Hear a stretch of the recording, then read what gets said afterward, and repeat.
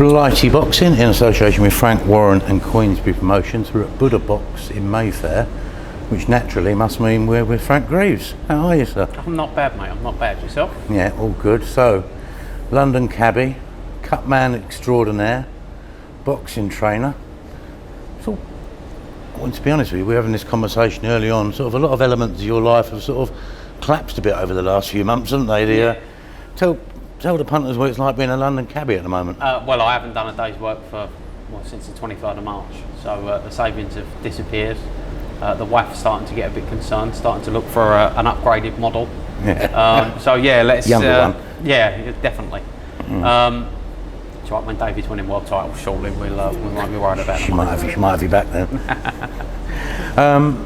Like you say, you're used to a thriving city. You've been doing it a long time. I mean, it just must be, like I say, unheard of what we've been going through, isn't it? Never seen anything like it. No, and hopefully let's never see anything like it ever again once this is all done and dusted. When that is anybody's guess. But yeah, it's been very strange these last few months.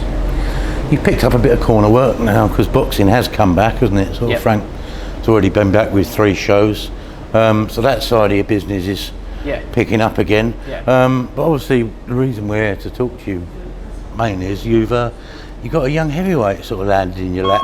That's every trainer's dream, isn't it? It really is, yeah, it really is. I mean, it's quite brutal on the arms and the shoulders at the moment, but as with anything, you get used to it. But yeah, look, listen, Dave's a massive prospect. He's got all of the tools, all of the ability that he needs, and I think more importantly, he's got the right mentality. He's intelligent, isn't he? Yeah, he's a smart lad. You can tell that. I mean, I could tell that the first time I worked with him before he made his debut last December. You can tell he's just got the right attitude. I mean, he's got that cockiness that you need as a young fighter. He's got that confidence, that sort of brash isn't the right word. I don't think he's brash. He's just he's ambitious. He knows what he wants,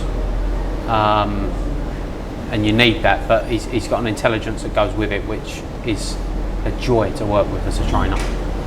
Trainers might not admit it, but secretly they all want an unbeaten young heavyweight to join their camp because ultimately that's what people want to see, and that's where the dollars are in the game, isn't it? Completely. I mean, you look. You know, the heavyweight division, when there's heavyweights and they're public property, boxing thrives off the back of that. You know, I mean, obviously we've all seen what's happened with Fury over the last couple of years and the column inches that he's got and you know, people talking about him, and then, you know, obviously Joshua's doing his thing, the British heavyweights, Dubois, Joyce, you know, it's a thriving division. And then obviously someone like David comes along. I'm lucky enough that I'm with him. He can talk, he can fight, he can punch. How did the connection come about? So literally, I mean, obviously I've worked with a lot of Frank's fighters over the years. David, when he turned pro, they needed a cut man, needed a hand wrapper. So I went over there and, you know, started talking him through looking after his hands, and, you know, obviously started talking to him about fights and whatever else, different fighters, techniques. And it sort of grew organically. Started doing a few sessions together, and it just grew from there. He liked what I did, and it went on from there. I mean, it's a tonic for you, isn't it? I mean, probably most people associate you with stemming cuts, which you are, you know, bloody good at, and then probably Gary Corcoran. Yeah. You know, along with Peter Stanley. You know, that's probably what most people associate you with. So this is probably a shot in the arm for your career, I'd imagine. Oh, definitely. Listen, you know, every trainer wants that ABA champion or that top quality amateur. Whether they're, you know, the icing on the cake is the fact that they're a heavyweight. But you do it. Look, this is my 11th year of being a trainer. If I'm being perfectly honest, I probably haven't made any money from being a trainer. You do it for the love of doing it, and you hope that you get the next Ricky Hatton or the next Anthony Joshua or whoever it is. Right now, I mean, I can only go on what I've seen so far, what I've seen on fight night, what I've seen from Dave's mental preparation and his mentality, and certainly what I've seen of him in the gym, as far as I'm concerned, he's got everything in place that he needs to go to the top table. It's going to be my job to get that out of him, but you know, I've been there before with Gary. I've been up to that world level, sort of tasted the air up there, and it's quite nice. And it'd be lovely to be back there. And like I say, I mean, as far as I'm concerned, David's going to be. Since Gary had his defeat to Johnny Garton, and obviously he had a little bit of a problem which has stopped him fighting since. As far as I know, you've had one or two start-stop things with other fighters, maybe a couple of false starts. Is this the first proper relationship that's developed for you since Gary? Yeah, it is, to be honest. I mean, obviously me and Gary was together for just over 3 years, and it was a great relationship. He's great, Gary, though. Yeah, he's good stuff, Gary. He's I mean, his timekeeping was terrible, but aside from that, he was everything that you want as a trainer. He was good fun in the gym, you know. I mean, he didn't always box to instruction, but some fighters you're not going to have people that box to the game plan the whole time. But that said, you know, Gary did what he did. He was very good at it. Yeah, we had a great relationship. But to tell the truth, it was nice to have that break once Gary stepped away. It was nice to have that break because it's pretty full on. The trainer's job's pretty full on. So, you know, I had a little. I was quite busy in my work life away from boxing.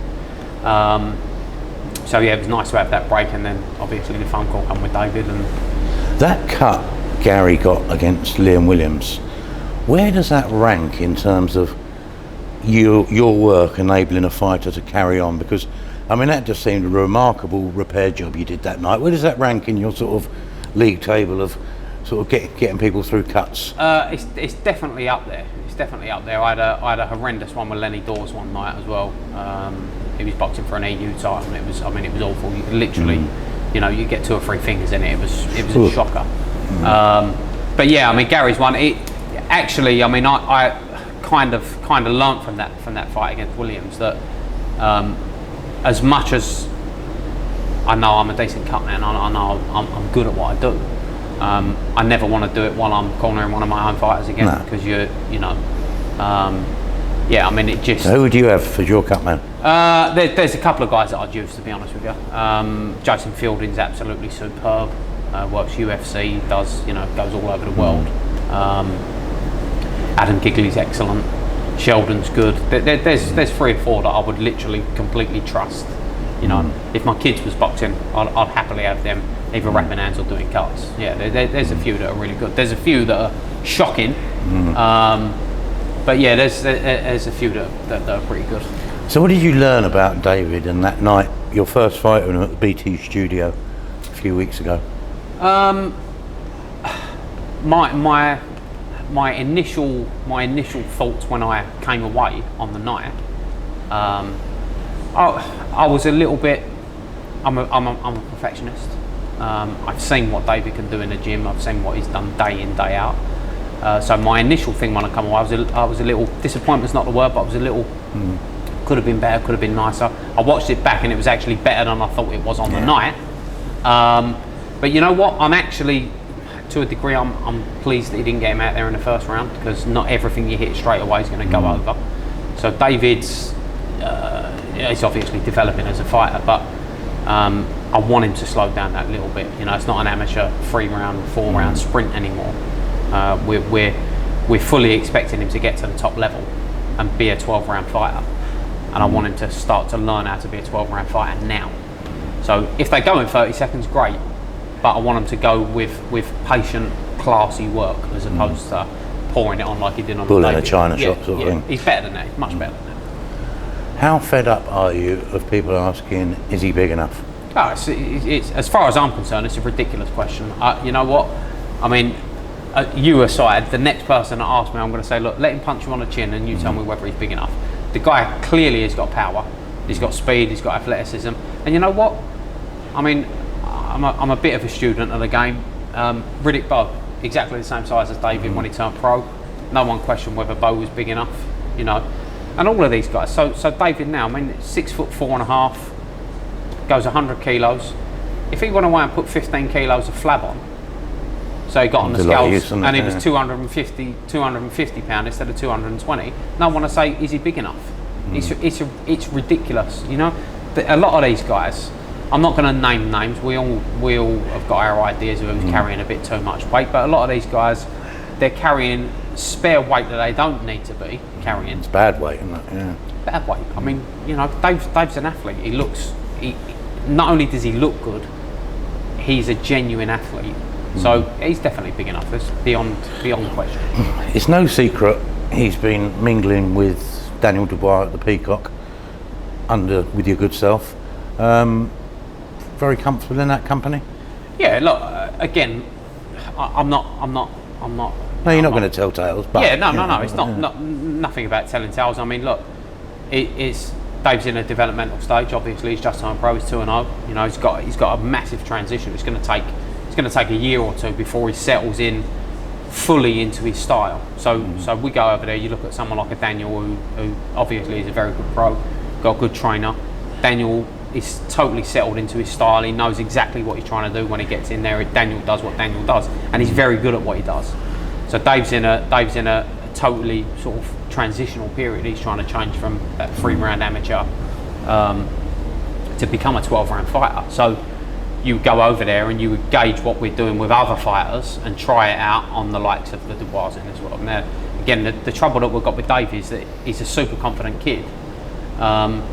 He wants to be mingling at that level all the time, and it's not good for a fighter development, obviously. But yeah, listen, I mean, if the phone call come next week to go and spar with Joshua, Povetkin, Chisora, I've got no problem. He's comfortable at that level. Absolutely no problem. I mean, given your history down there and the relationship you got at the Peacock gym, it would be easy for Dubois to become a default position for you, wouldn't it? But that's not necessarily going to benefit your man. Again, look, sparring for me, we never spar for fitness. We're never sparring to get fit. We're sparring to work on developing as a fighter. Now, that's great. You've got to go and test out the things that you're learning on pads and learning in lighter sparring against the good kids. But you don't want that every week. Listen, Manchester United don't want to play against Liverpool every week in, week out, because they want to step down their opposition every now and again. You want to try these things out, these training ground moves and stuff like that, and you can't be. You don't want every spar to be like a fight. So again, like I say, look, you ask any fighter, not just David, Daniel, you ask any fighter, do you want to go and spar? Yeah, I'll go and spar. It's my job to get him the right sparring at the right time. Talking of sparring, I don't know how the timelines match up, but did you notice a difference in David after his Tyson Fury experience? To be honest, I've noticed a difference in Dave pretty much every single time we've sparred. We've already talked about that intelligence. He can take something from every single spar. We film a lot, so we watch it back. We'll work on particular things. We'll work on particular things on the pads. We'll work on particular things on the bags. And he's a real quick learner. I mean, you've only got to look at the first fight to the second fight. It was completely different. It wasn't perfect, obviously. We're 2-0. You know, no one's going to be perfect. If he gets out when he's 22-0. There's always something you can do better, you know. I'm sure you've spoke to Dave already. He's a perfectionist as well. He's actually quite tough on himself. And I am as well, because I know how much ability he's got. So, yeah, look, he learns at a ridiculously quick rate.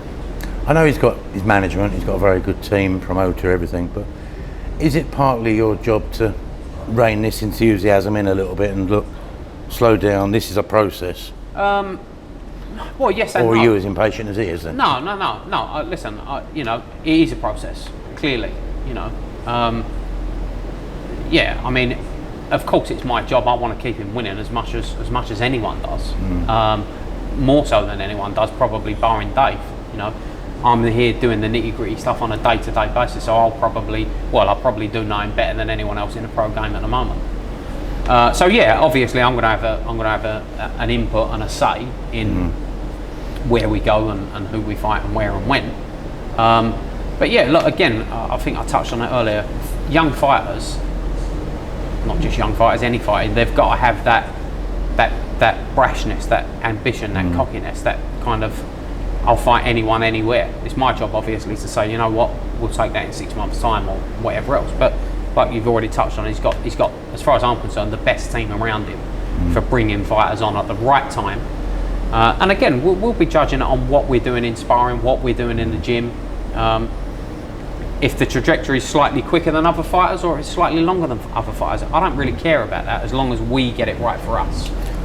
We won't give the game away or anything, but his next fight is going to tell us a little bit, because the fella he's fighting is a stubborn sod who ain't going to fall over for anyone. So that's going to be an interesting one to see where he's at. Yeah, again, look, Phil Williams is a he knows his way around. He's been active. I think he only turned pro in 2018, but he's had 30 odd fights already. He's active. He boxes on a regular basis. He's got a good defence. We saw him last time out against Krasmaru from the Peacock. Went the distance. Didn't really look in any trouble at any time. He's been stopped a couple of times by good fighters. So yeah, I mean, look, it's a good measuring stick for us. But again, look, like I say, it's our third fight. So as long as Dave takes certain things into that fight and he does certain things that we've been working on, then I'll go away whether we stop him, whether we don't. We'll evaluate the performance after the fight. But yeah, look, I'm fully confident Dave's going to look good.